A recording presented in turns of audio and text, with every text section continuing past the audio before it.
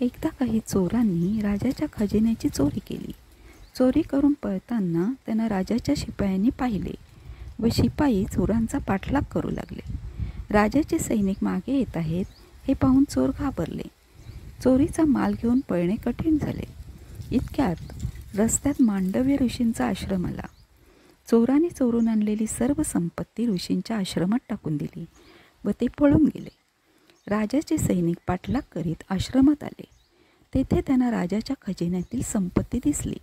त्यांना वाटले मांडव्य ऋषीच चोर आहेत. त्यांनी ऋषींना पकडले व चोरीच्या मालासह राजासमोर उभे केले.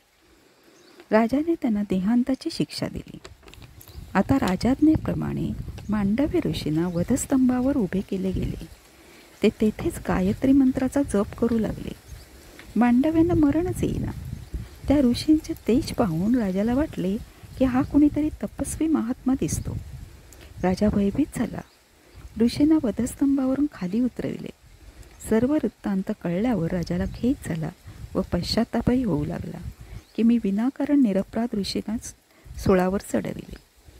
राजाने क्षमा करण्याची ऋषींना विनंती केली. मांडव्य ऋषी म्हणाले, राजा, तुला क्षमा केली जाईल, पण यमराजाला जाब विचारेन की मला अशी शिक्षा का दिली? मी काही पाप तर नाही केले, तरीही मला अशी देहांताची शिक्षा का दिली? यमराजाला मात्र मी क्षमा करणार नाही.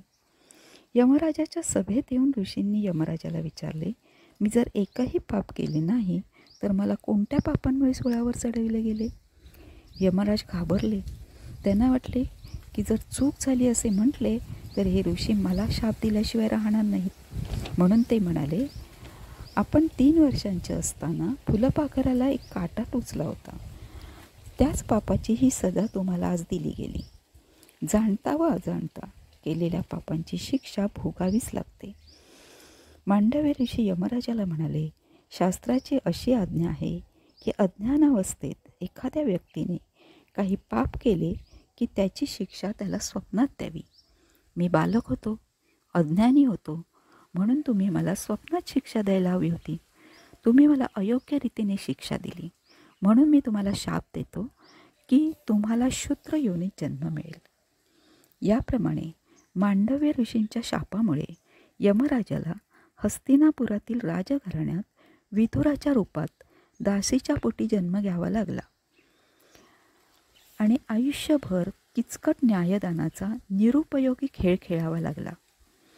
आपल्या चारित्र्यावर अढळ विश्वास असलेल्या भारतातील ह्या एका पवित्र संताने न्यायाधीशालाही जाब विचारला आहे आणि त्याच्या चुकीचा त्याला दंडही दिला आहे. हा आहे सनातन धर्म आणि ही आहे भारतीय संस्कृती.